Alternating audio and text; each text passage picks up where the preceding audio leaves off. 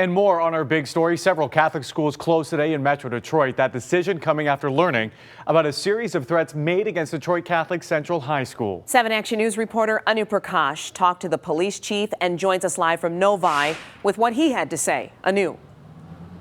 Well, Glenda and Alan, the chief tells me this all started 2 weeks ago. Police were contacted by administration here at Detroit Catholic Central about a threat. At this point, no one's in custody, but we're told that some messages early on were not threatening in nature, but then there was cause for concern.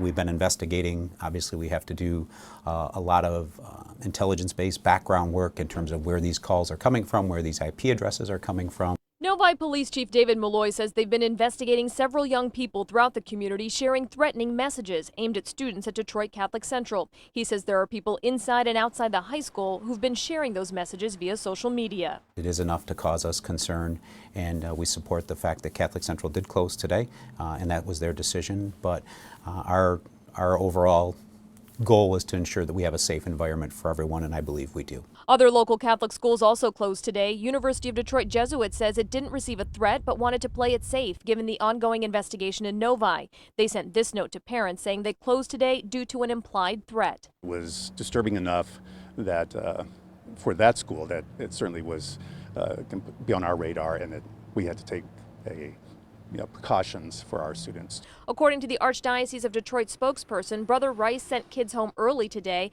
out of an abundance of caution. Warren police say Warren de La Salle and Regina High School didn't receive threats but closed strictly as a precautionary measure.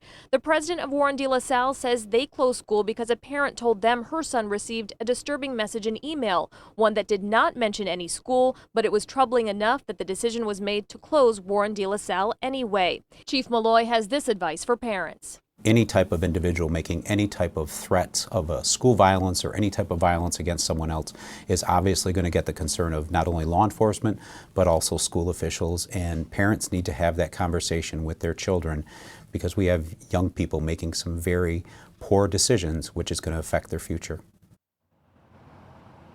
Again, at this point, Chief Malloy says that there is nobody in custody. This case is being actively investigated. We, of course, will let you know what happens. Live in Novi tonight, Anu Prakash, 7 Action News.